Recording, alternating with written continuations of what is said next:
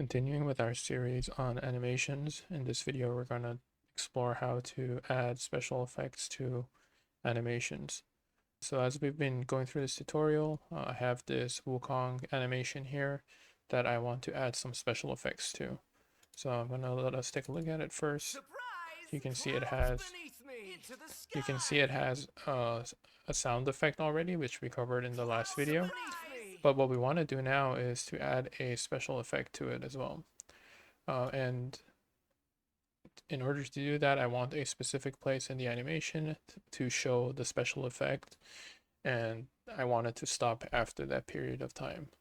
So let's take a look on how we can do that. So you can use the same assets that I'm using, which is free on the Epic Store, or you can have any animation sequence that you want to use, whether it's with Wukong or a MetaHuman or anything that you have.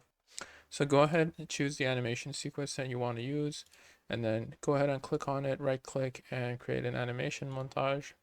And I'm going to call this one AM Jump Attack. And I'm going to go ahead and open the animation montage, and I'm going to stop it right here. And I want to see where I want to actually put in the special effect. So maybe I just want to do it right as he's doing the full swing. So what you want to do here is you want to go into the notified section. I usually name the tracks, so I'm just going to add a new track. I'm going to call this effects, and I'm going to right click on the effects notify section, and you can see there's an add notify, and you can add a Niagara effect or a particle effect. So let me just explain this. The particle effect is what Unreal Engine used to use for special effects.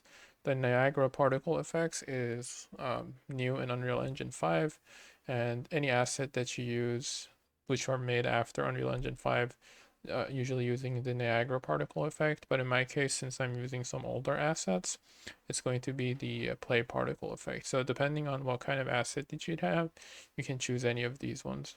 So I'm going to choose play particle effect right here. And then I'm going to click on the play particle effect, and on the right in the details panel, so under the anim notify section in the particle systems, you can choose what particle system you want to use. So in this asset pack, there is a particle system I have called Helix Primary Impact. So I'm going to choose this one right here. And now if we actually scroll through the animation, you'll see the effect play right here. So you see that purple explosion. This is where the actual particle effect plays. So just by doing that, if I go ahead and play, you'll see the particle effect in action. Surprise! Clouds beneath me! Surprise! So that already makes it look much better, but we can actually make it even better. So as you can see here, the particle effect is playing right between his legs. So right at the bottom here, because that's the root of the skeleton. But you can actually change where the animation special effect plays. And in my case, I want to play it at the tip of the spear. And this is how you do it. So if you click on the special effects, the helix, and if you look in the details panel, you'll see that under anim notified, there is a socket name. And over here, you can actually put a bone socket, which we will see what it means. But this is where it will attach the special effect, and this is where it will play it. So what I want to do is I want to go onto the Wukong skeleton and define a point on the spear where I want the animation the special effect to play. So one easy way you can go to the skeleton of the animation that you're looking at is by clicking over here on the skeletal mesh icon here. So by clicking that, you go straight onto the skeletal mesh, and you'll see that you have all the different skeleton points. And this is the root of the skeleton, which is right between his legs on the floor. And this is where the special effect was playing by default, but we can change that. So let's go ahead and find the staff. So let's scroll all the way down, and you can see we have the weapon, and you can see the weapon skeleton point is right here, and we have all these different points defined on the staff.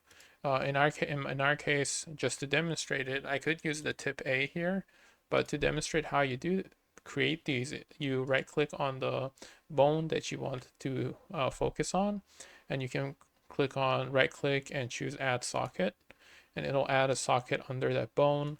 And I can rename this to weapon tip.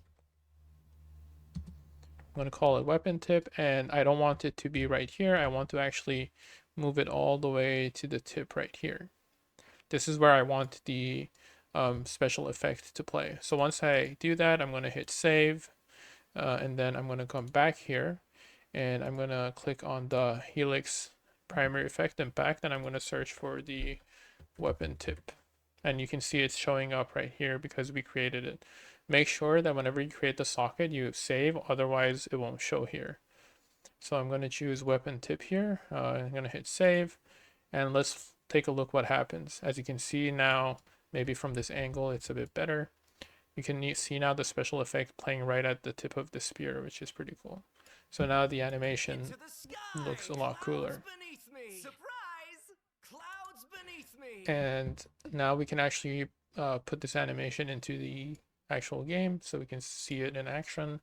So I'm going to go ahead and go to my blueprints, champions, and open my BP Wukong. And you've seen us do this in the first video where we actually added animations to our character. So whenever we press W, I want to play that animation that we created, which was called AM jump attack.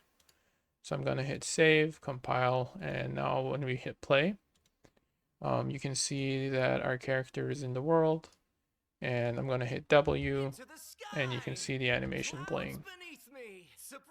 And you can see by adding some sound and some special effects, it really does bring the animation to life.